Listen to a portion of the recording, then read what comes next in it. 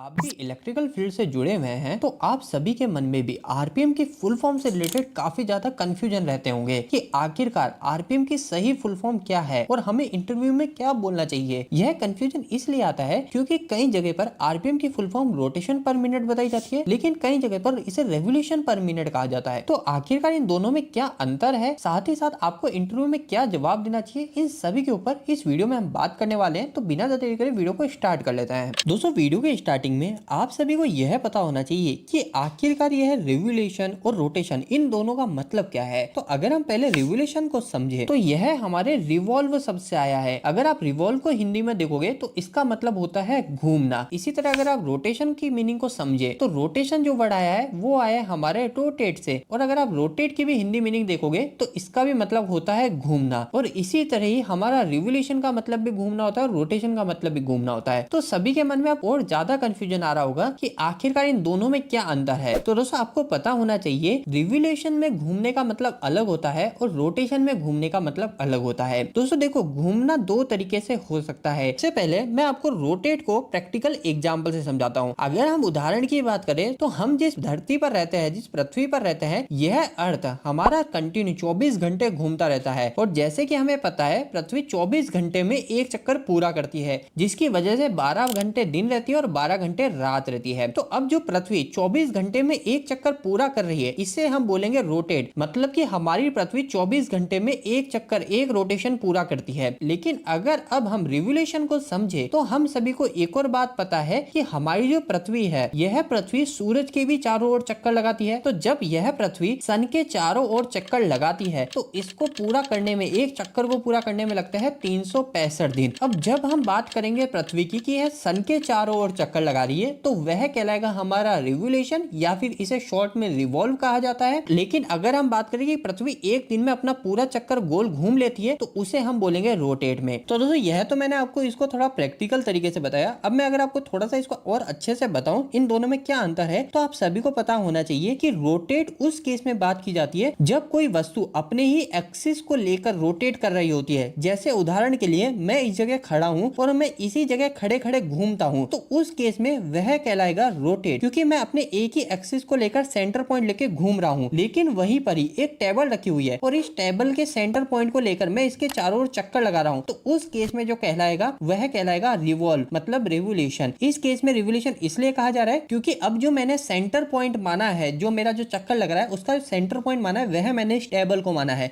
तो अब आपको पूरी तरीके से क्लियर हो गया होगा कि आखिरकार रोटेशन और रिवोल्यूशन इन दोनों में क्या फर्क होता है। अब इन सभी के बाद में हम डायरेक्ट हमारे आंसर के ऊपर आते हैं कि जब बात आती है मोटर की या फिर जब बात आती है इंजन की, तो उस केस में हमारे क्या बोलना सही रहेगा। उस समय हम रोटेशन पर मिनट बोले या रेवोल्यूशन पर मिनट बोले। तो दोस्तों देखिए, वैसे तो अगर आपसे कभी इंटरव्यू में पूछा भी जाता है तो आप वहां पे रोटेशन पर मिनट भी बोल सकते हैं, वह गलत नहीं है। लेकिन दोस्तों, यह आंसर पूरी तरीके से सही भी नहीं होगा, ये इनएक्यूरेट आंसर होगा, क्योंकि अगर आप रोटेशन पर मिनट बोलेंगे तो भी सामने वाला समझ तो जाएगा, लेकिन अगर आप रिवोल्यूशन पर मिनट बोलेंगे तो वह ज्यादा बिल्कुल सही रहेगा। यहाँ पर हम मोटर के केस में रिवोल्यूशन क्यों बोल रहे हैं और इंजन के केस में रिवोल्यूशन वर्ड क्यों आ रहा है, इसको भी हम समझ लेते हैं। तो मोटर के केस में रिवोल्यूशन पर मिनट इसलिए बोला जाएगा क्योंकि हमारा जो रोटर है, वह रोटर जो घूमता है तो वह हमारा खुद नहीं घूमता है, वह हमारे आर्मेचर वाइंडिंग और हमारी जो फील्ड वाइंडिंग है, इन दोनों के सेंटर पॉइंट को लेकर घूमता है। क्योंकि हम सभी को पता है जो रोटर है वह रोटर मैग्नेटिक फील्ड के कारण घूम रहा है, मैग्नेटिक फील्ड के कारण इसको एक फोर्स महसूस हो रहा है। इस रोटर का जो सेंटर पॉइंट है वही मैग्नेटिक फील्ड है। तो इसी वजह से मोटर के केस में हमेशा रिवोल्यूशन पर मिनट ही बोलना ज्यादा सही है। यहाँ पे साथ ही साथ एक बात का भी ध्यान रखिए कि अगर आपसे कभी इंटरव्यू में बोलने नहीं आ रहा है या आपको याद नहीं आ रहा है रेवोल्यूशन पर मिनट, तो आप रोटेशन पर मिनट भी बोल सकते हैं। वह पूरी तरीके से गलत नहीं होगा, क्योंकि उस समय इंटरव्यूअर आपसे सिर्फ आरपीएम की फुल फॉर्म पूछ रहा है, आपको चेक कर रहा है कि आपको पता है नहीं पता। वहां पर वह रेवोल्यूशन और रोटेशन में डिफरेंस की बात नहीं कर रहे। और इन केस अगर आपने वहां पर रोटेशन पर मिनट बोल भी दिया इंटरव्यू के अंदर और आपसे उन्होंने बाद में बोल दिया कि रेवोल्यूशन पर मिनट क्या होता है, फिर इन दोनों में क्या अंतर है, तो आप वहां पर जो मैंने आज आपको समझाया वो आप एक्सप्लेन कर सकते हैं। उम्मीद करता हूं दोस्तों आज का ये वीडियो आपके लिए हेल्पफुल रहा होगा और आपके कई सारे कंफ्यूजन इस वीडियो के बाद में क्लियर हो गए होंगे। आपको यह वीडियो कैसा लगा, प्लीज इस वीडियो को एक लाइक करके जरूर बताइएगा। इसी तरीके की और भी वीडियोस देखने के लिए आप हमारे चैनल को सब्सक्राइब कर सकते हैं। आज के लिए इतना ही, धन्यवाद।